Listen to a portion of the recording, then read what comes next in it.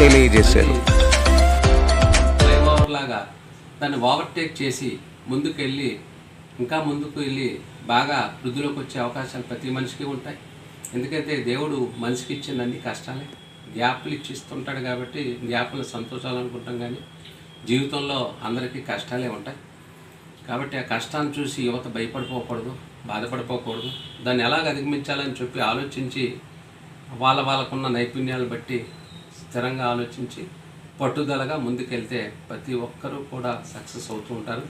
మీకు చూడండి, ఫెయిల్యూర్ నుంచి సక్సెస్ అయ్యే స్టోరీస్ ఎన్నైతే ఉన్నాయో, డైరెక్ట్ సక్సెస్ స్టోరీస్ కన్నా ఫెయిల్యూర్ అయ్యి సక్సెస్ స్టోరీస్ చదివితే మనకి ఫెయిల్యూర్లు జో బిడెన్ అవ్వచ్చు, తర్వాత మన అబ్రహాం లింకన్ గారు అవ్వచ్చు, ఇంకా ఎంతమందో ఎన్నో మంది, అంబేద్కర్ గారు అవ్వచ్చు, వీరి జీవితాల్లో ఇంచుమించుగా అన్నీ కష్టాలే.